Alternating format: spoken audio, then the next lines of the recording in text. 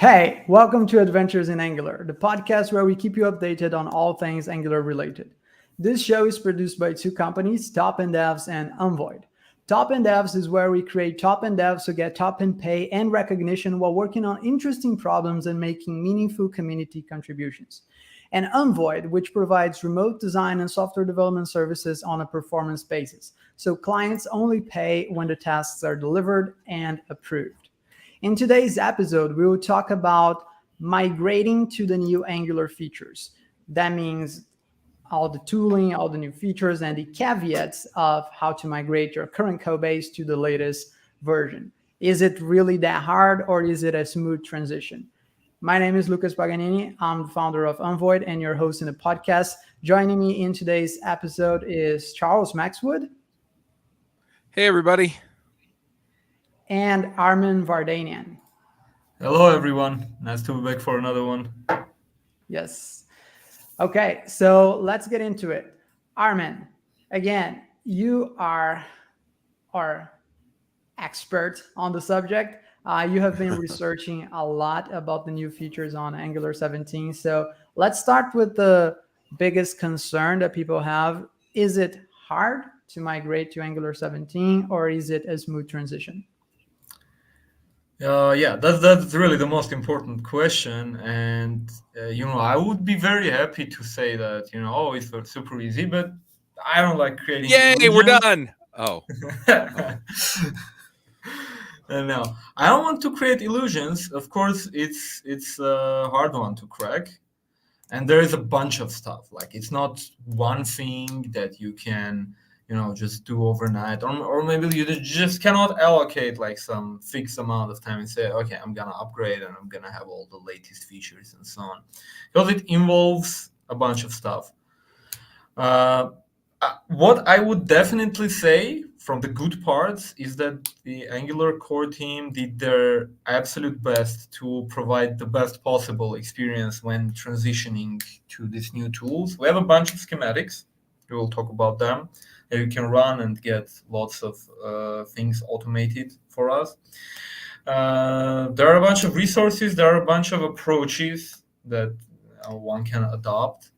And of course, I know lots of developers are frustrated now because, most of the Angular folks are stuck around Angular 12 to 14. And even the guys who have like Angular 15 or 16, they actually have the latest version, but are not using all the latest features because those features also require a lot of manual work and a lot of testing.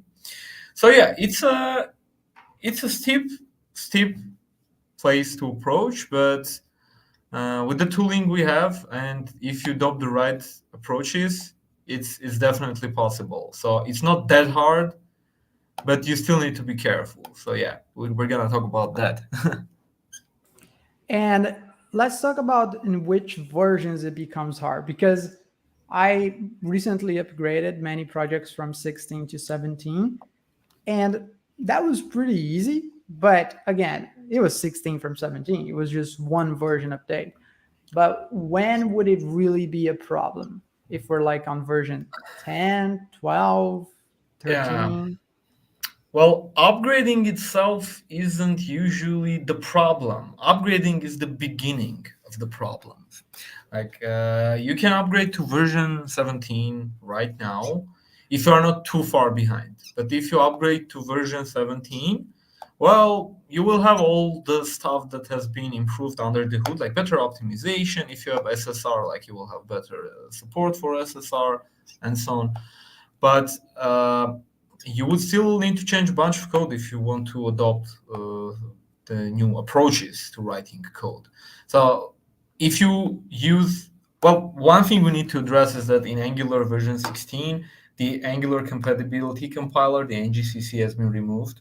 So upgrading from 12 to 17 could be even like impossible if you are using dependencies that are not supporting Ivy. Well, you shouldn't really use those libraries, because if in version 16 and 17 they are not supporting Ivy, and they are like such dependencies aren't properly maintained, so it would be best to avoid. But if your project is already married to such a dependency, yeah, you're gonna have real big problem upgrading to Angular 16 and beyond.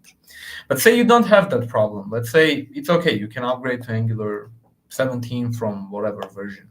There is a bunch of stuff going on. If you didn't have standalone components, you would want to have standalone components, and that itself is like a very huge migration. You migrate your component code, you migrate your configurations, you migrate like a bunch of stuff, and it entirely depends on how your project was built. So then you would want for example, the image directive. If you're using images, you would be like, oh, okay, sure, let's use the ng optimized directive. But that also involves a bunch of stuff. You need to configure something, you need to import the directive, you need to put the directive. By the way, the image directive has been backported to version 13. So if you are on like 12 and you want it, you can go just to 13. You don't need to upgrade to like version 15 to get the image directive. And then there is the new control flow syntax. Well, it is not stable yet.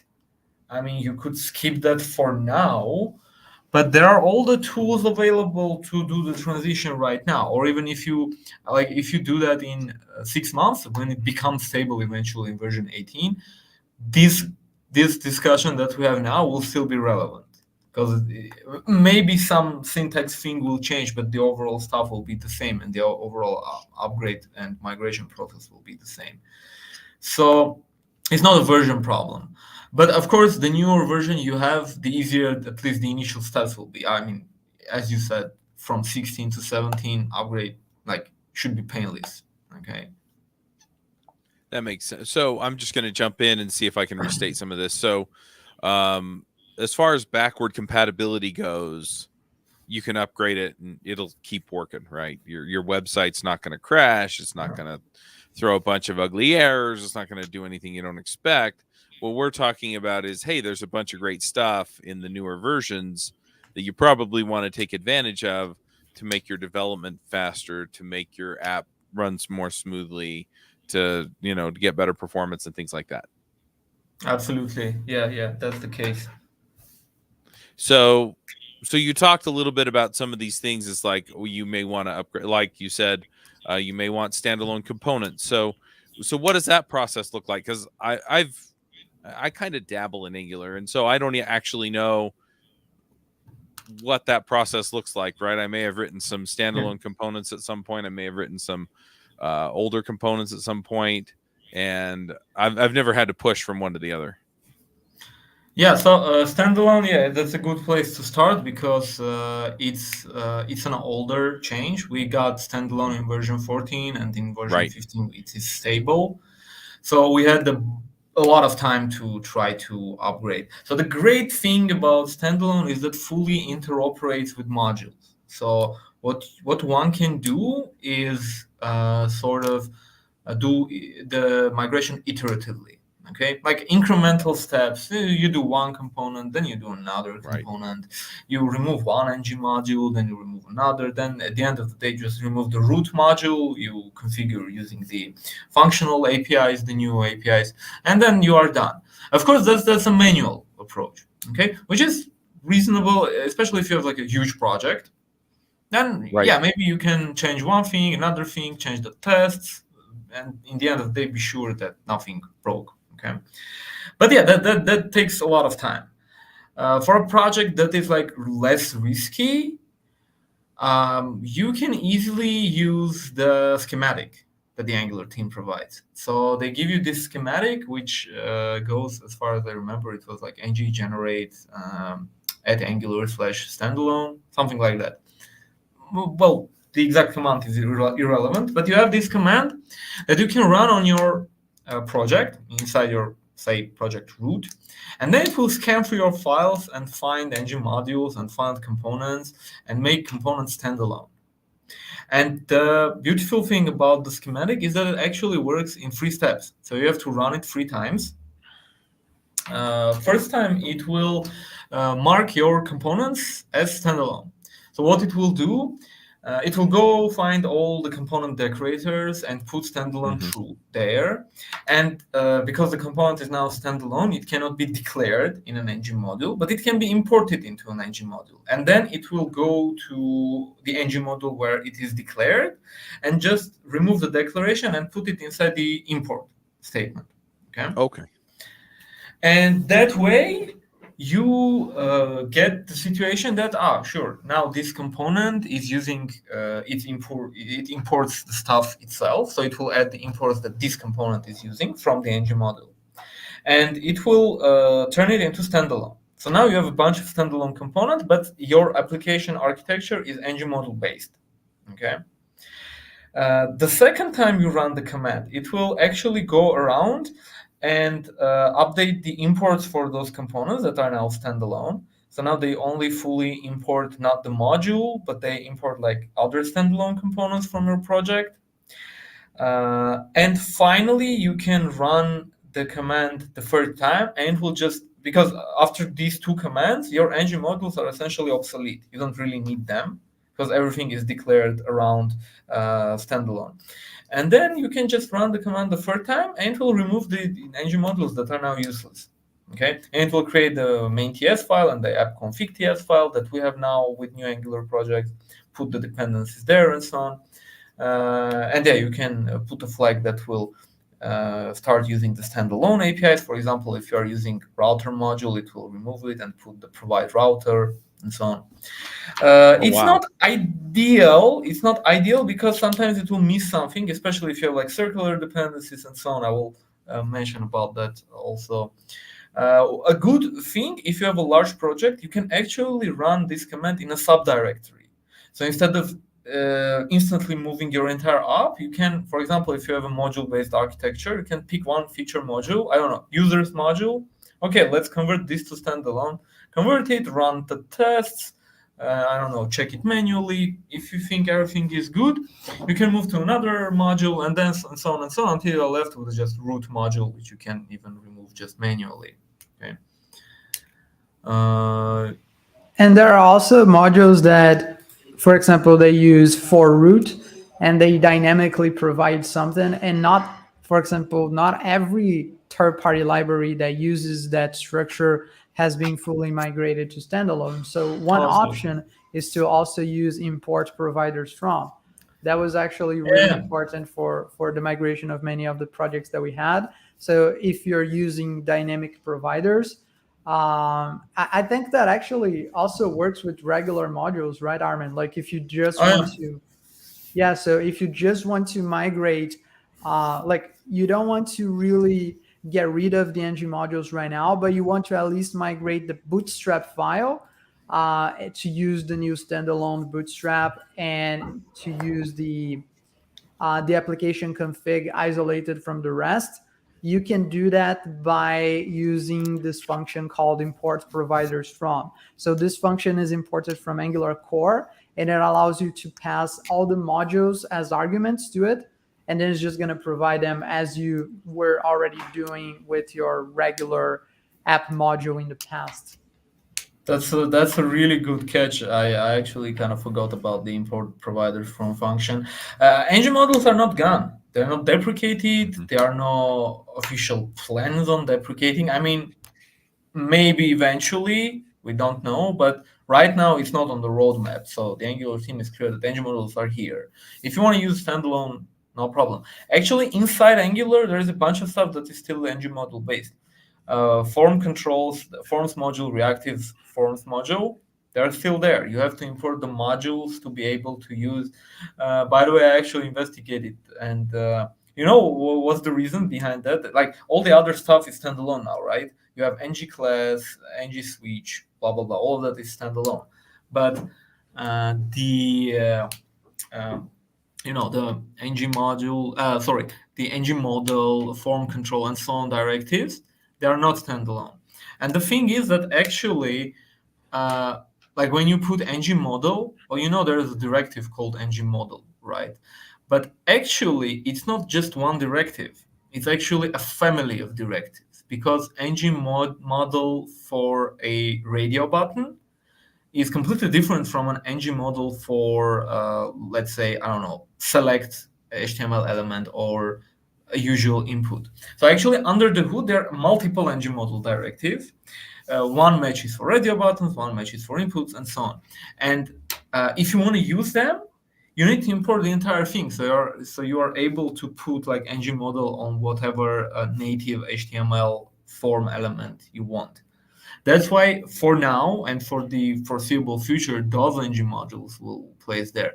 I mean, I would bet that in the future, ng modules will be sort of marketed not as like application backbone or a way to create architecture, but rather a way to group related components, maybe even standalone components, so that if you know that these things are always used in conjunction, okay, you can group them in a module and maybe import them all together. I'm not sure about it. There's just speculation, but with the way this is going, it is one possibility. Yeah.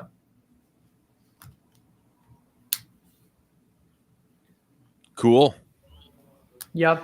I think that makes a ton of sense, like doing the standalone migration first. And you're right. Like the only reason why I haven't felt that much of a pain to migrate was because I was already, I had already migrated those things before. So you're right. One thing that didn't work out super well to me though was the new control flow syntax and running the migration on NX. Like it wasn't so straightforward to run the migration using NX because I had to, like the regular ng command wouldn't work. So I would have to use it through NX and pass some other parameters to it. And then there was also like two particular components that weren't properly migrated. Like, yes, they were at first, but if I ran it again, it would actually generate some issues because like I had stuff inside my ng switch, and I can't have things inside ng switch anymore. You can only have things inside switch cases and the default case, but you can't just have things lying around inside the switch block. So that was actually a problem that I had with the migration. But other than that, which was something that I was able to migrate manually, everything else was pretty straightforward. That's actually an interesting point. I've never thought about it. The having some content other than cases. Although I have tried out the schematic on a, let's say, usual project, not with NX. It worked wonderfully for me. Actually, it worked only on the templates, which kind of makes sense because if you remove the imports, that might possibly break something. But actually, someone on Twitter corrected me today that there's actually a flag that you can put, and the command will also just remove the imports for ngIf, ngSwitch, and so on. What was interesting for me, like one important point, is that with the new syntax, the track modifier is required for loops, right? So with ng4, you could skip like the track by function. Well, you shouldn't, but most of the people skip that anyway. With the new syntax, it requires that you put a tracker, like in React, when it requires to put a key when we're mapping over an array. And the same now is true for Angular, which is a good development. I welcome it. But it's a bit tricky with the migration because when you do the migration, obviously, lots of cases you will not have a track by function. And what it will do, it will put, like if you have, let's say, ng4 let item of items, it will change it to for item of items and then track item. So essentially, it's just a useless modifier because it tracks the exact reference to the object, which could obviously change without meaning a change that must result in a re-render, right? And that is okay in the sense that nothing will break. Actually, your app will continue working as usual. But you should probably jump on the opportunity and provide something more meaningful to the track modifier, like maybe ID or whatever you are using to differentiate between objects in a collection, right? Yeah, that's one point. And another point is that the switch case syntax, now the switch case matching happens on strict equality. Okay, actually, ng switch works with loose equality. I don't know why. I'm not sure. And I believe you could modify that with some injection token, but that's like really obscure knowledge at this point. So if you change, there is a small possibility if your code relied on loose equality for matching cases, which again it shouldn't have probably, but you have such a case, it probably will introduce a bug into your switch cases. So I would suggest, migrating if statements, the ng if directive, that's just a piece of cake, like no problem. But with switch and for loops, you should probably be a bit more careful. But in general, it's more of a mechanical thing. It's easier to do than a standalone migration, I think. A standalone involves a bunch of interconnected stuff, and for loop is a for loop. It's in one place.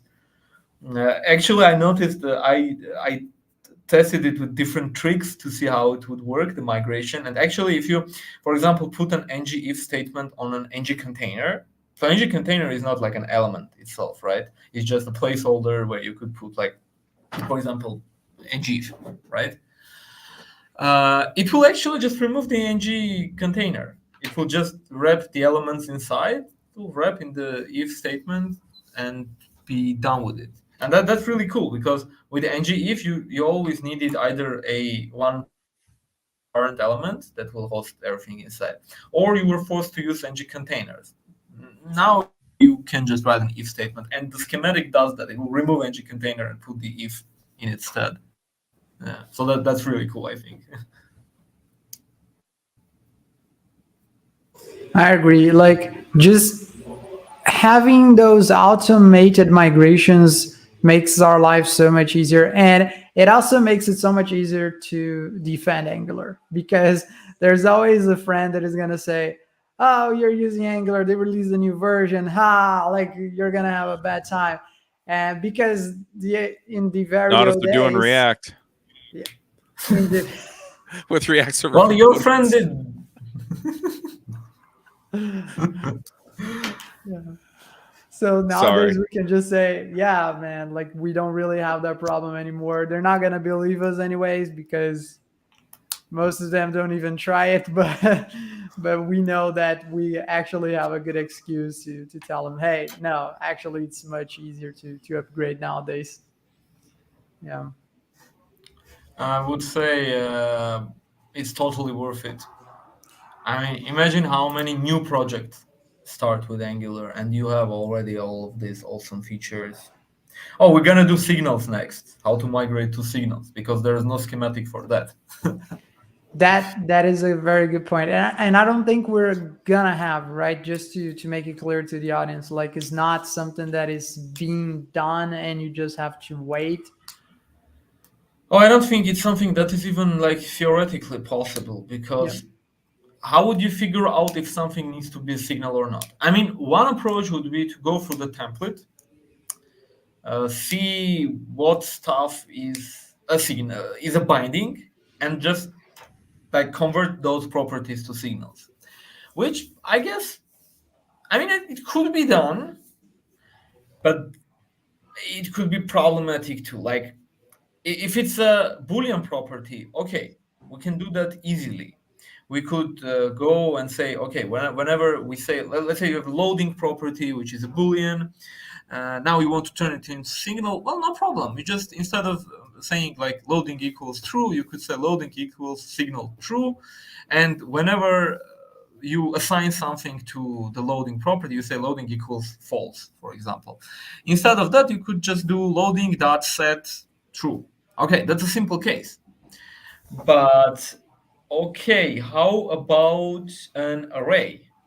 So you could have an array of a signal of an array. I mean, that's a perfectly reasonable use case.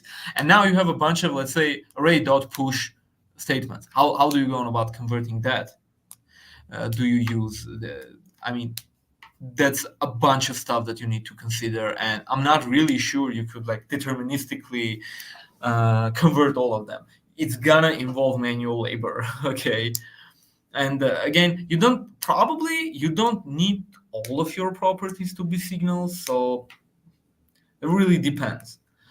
But there are manual approaches that you can adopt that would probably result in a pretty smooth transition. Because again, signals, they're just reactive primitives. You can use them, you cannot use them. You can use both signals and like usual properties.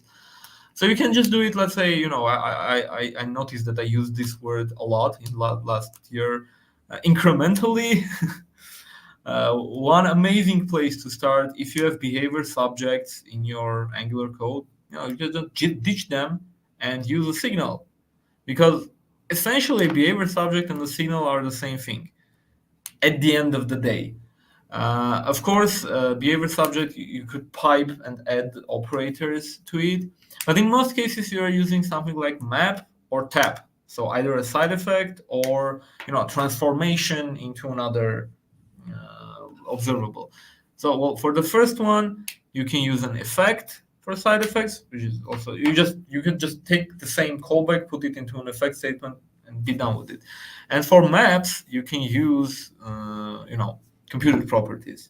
So conversion of a behavior subject to signal in 95% of the cases is going to be very smooth. Okay. So yeah, you could just hunt for behavior subjects in your code and just turn them into signals. If you have ordinary subjects or observables, well, no problem. Wrap them in a to signal, like use RxJS interop, convert them to signal. Now your templates are not using the async pipe. So it's an overall improvement. And again, you can go on about like the simple properties that are reactive. Again, if you have like a loading Boolean property, it's fairly easy to manually convert it to signal. Not a big deal at all. Will not break anything. Just keep in mind that you gotta have problems with objects. So you can start with primitive properties like strings, booleans, so on. And then in the final part, you can move on to modifying arrays, making them into signals of arrays. So yeah, that's the approach that I would adopt, because there is never gonna be a schematic for it. I don't think so. Armin, how do you feel about signals versus behavior subjects in contexts where it's not just a component? For example, I have some utilities that I reuse in many of my projects, and a lot of them rely heavily on RxJS to do some logic. For example, I have something that does. I'm trying to remember the name that I gave to it. I think it's like threshold controller or something like that. It's a utility that I created so that I could run a bunch of jobs in parallel, but also make sure that I could limit the amount that was running at the same time. So it's basically a queue, but it allows jobs to be parallelized up to a certain amount, right?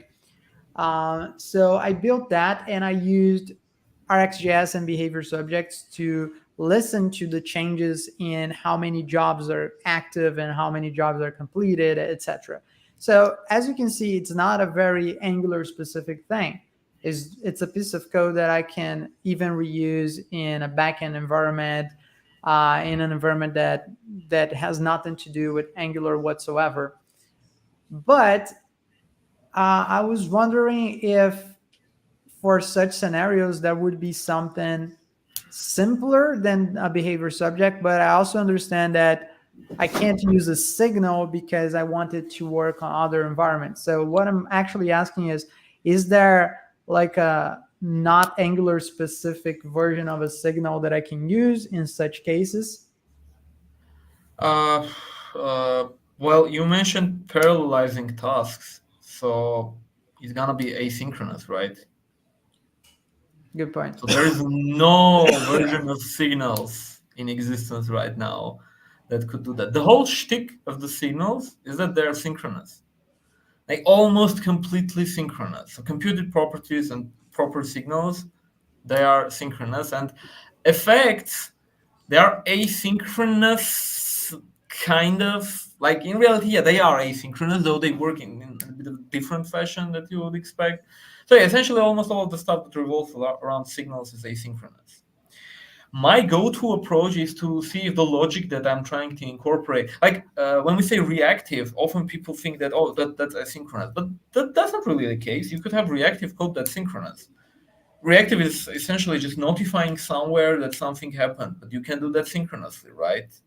You have an array of callbacks, and you just call one of the callbacks, and now all the consumers are notified, but there hasn't been an async tick, right? So if I have something that is reactive, I would just use signals, reactive but not asynchronous. If I have something like a stream of events, then I'm gonna have asynchronicity, right? Async code.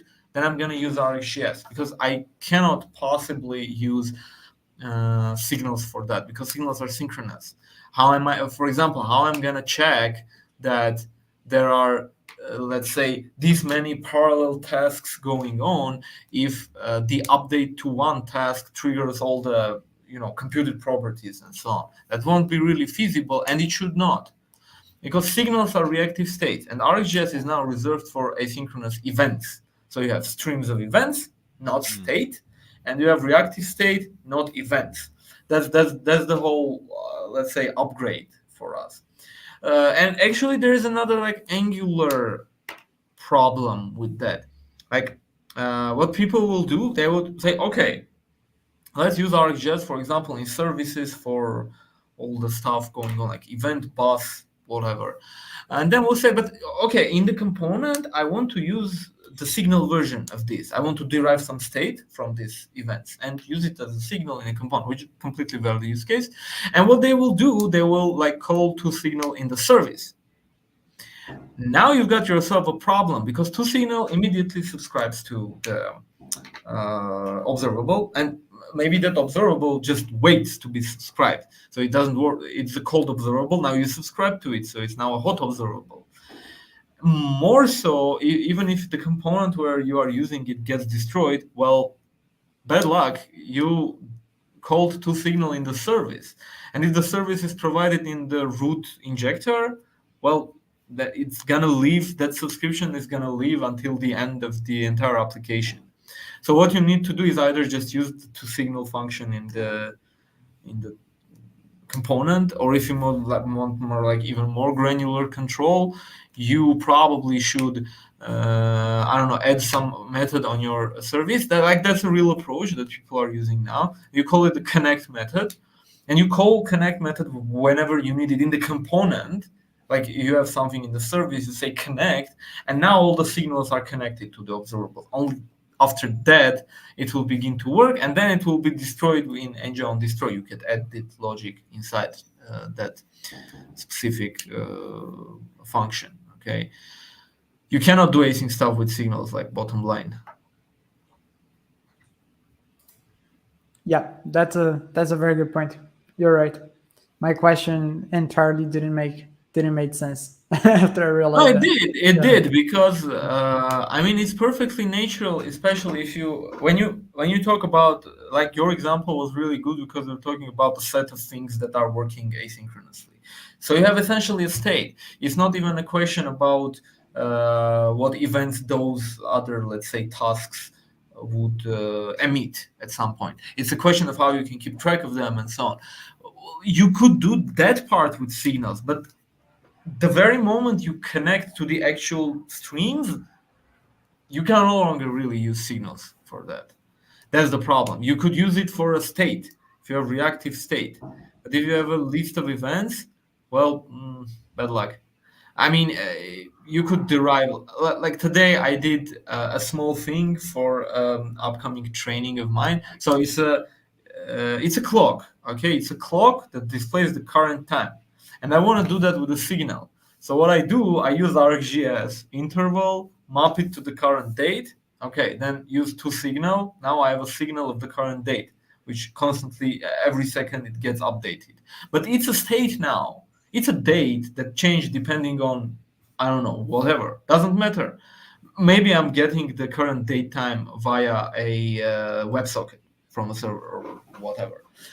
For that reason, now I have a signal. Now I can just do a computed property, and now I have myself a beautiful formatted time that I can display in the HTML. We should realize that the main point of signals, outside of clean code and so on, is to aid with change detection, is to be as granular as possible and as simple to adopt. Like they could do it with RxJS too, because RxJS also notifies about changes, right? Like behavior subject, as we mentioned. But they wanted something really simple that you can just drop, say signal of this, okay, set value, read value, okay, I'm done. Because under the hood, it does call, I don't know, mark component dirty. You might have seen in Angular 17, they have like really silently introduced this thing called local change detection. So if you're not familiar with signals, if your component and all its ancestors are on push, which is often the case with lots of projects, like people like to mark their components on push. Now, in that component, if a signal is changed, only that component is change detected. No parents are marked as dirty if they are also on push, which is actually a very, very significant development, because up until this point, your best case optimization was to run change detection only on components ancestor instead of all of the components in the project. Now you can just say, okay, change detect this one component, and you don't have to do much. Just use signals and put change detection strategy on push. Yeah. That's the main reason for signals. Signals are magic. They're really cool. They are.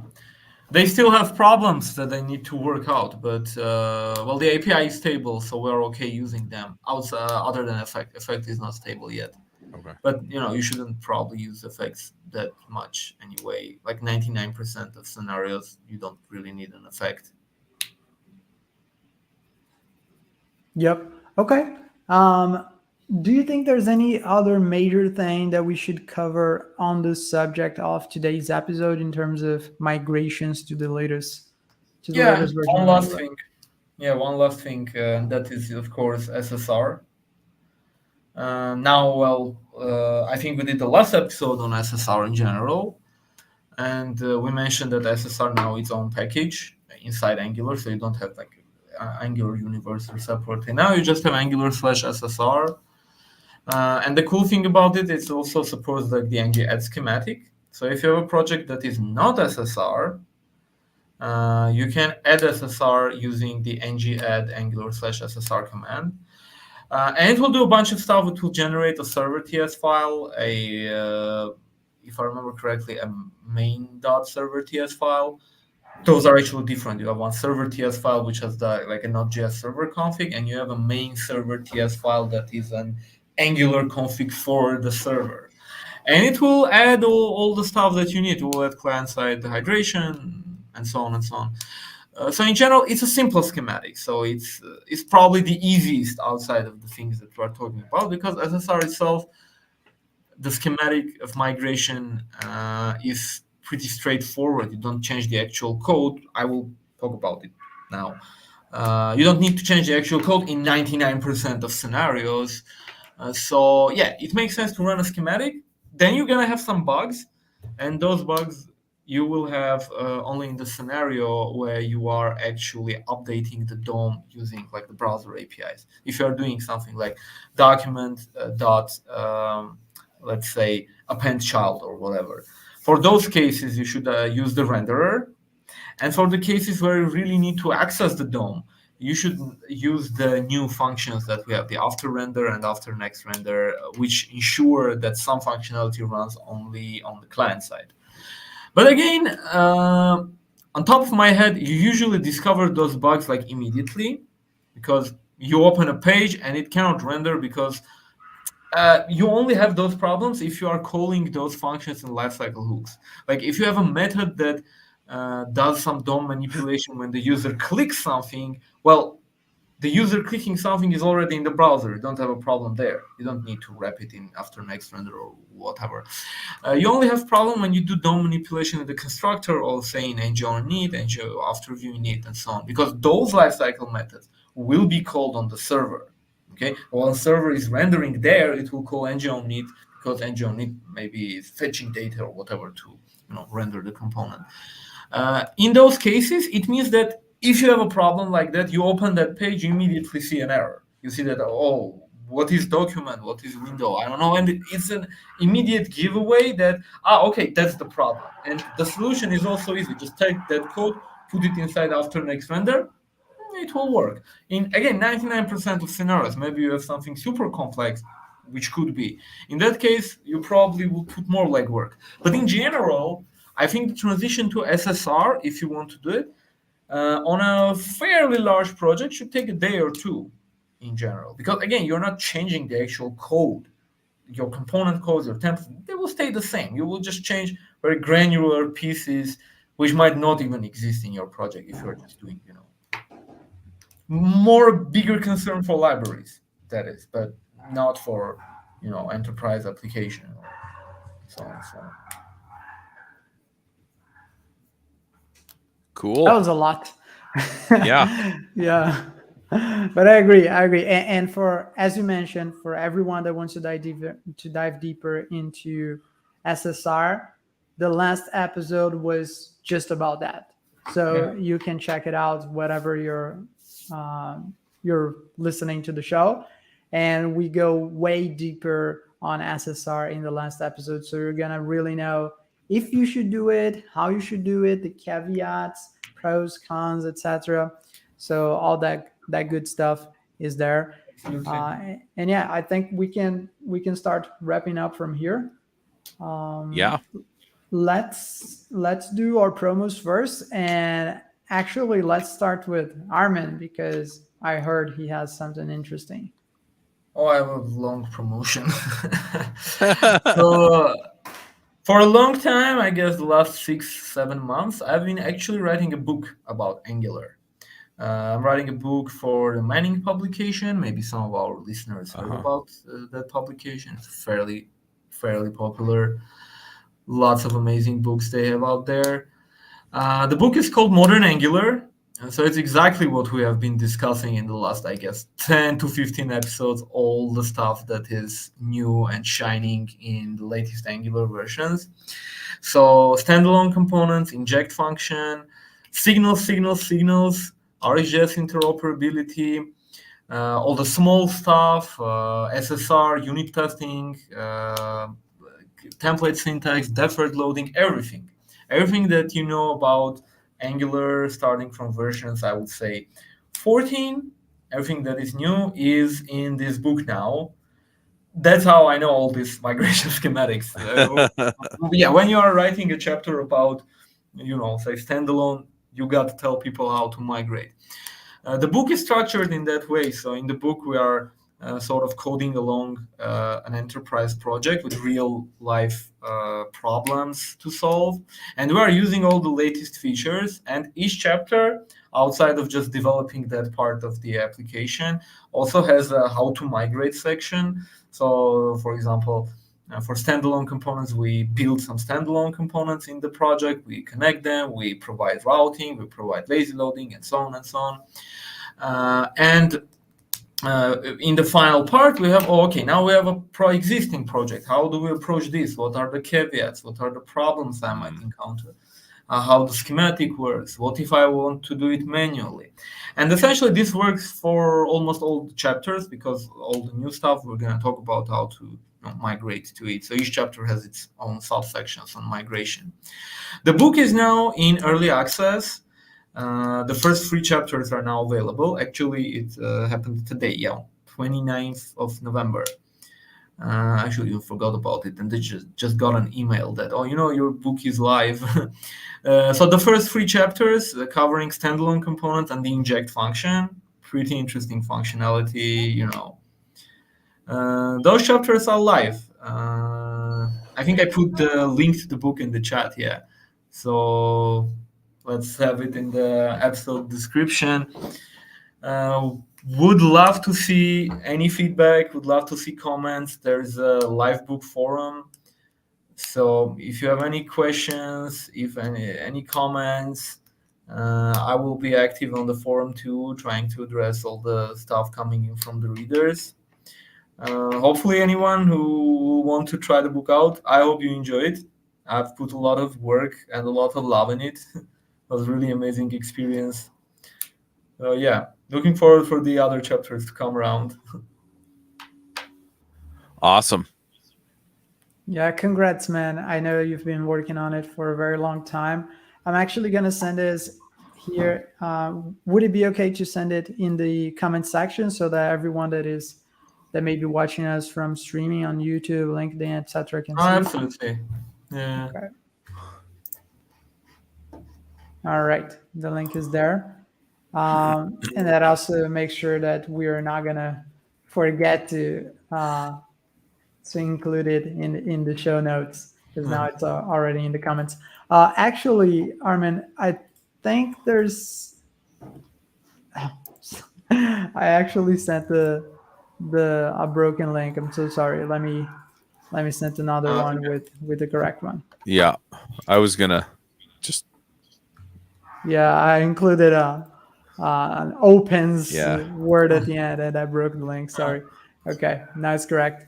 All right. Again, huge congrats to you, and really for all of you that are looking to improve your best practices in Angular and just update yourself on the framework, I highly encourage checking out Armin's book.